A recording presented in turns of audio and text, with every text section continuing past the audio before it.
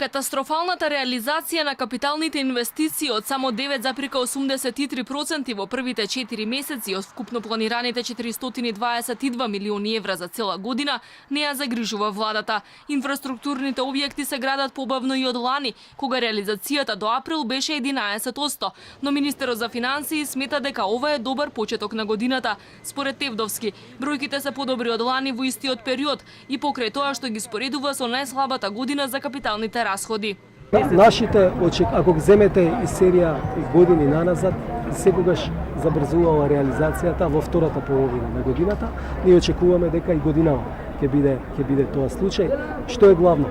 Што јавното претпријатие за државни патишта е надвор од буџетот и тоа годинава реализира многу подобро од минатата година. Реализира за 3 пати подобро.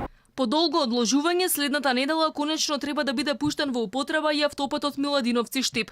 Анекс договорот кој оваа влада го склучи со изведувачот предвидуваше патот да биде готов до крајот на септември минатата година. Од тогаш постојано се најавува дека тој ќе биде пуштен, но тоа досега не се случи. Значи оваа недела ќе биде пуштен во сообраќај Миладиновци-Штип.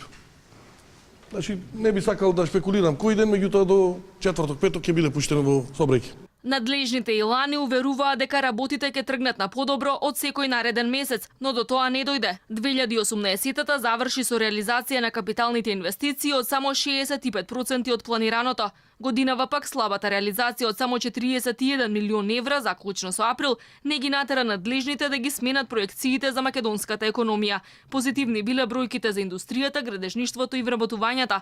Владата се уште очекува раст од 3,2% годинава.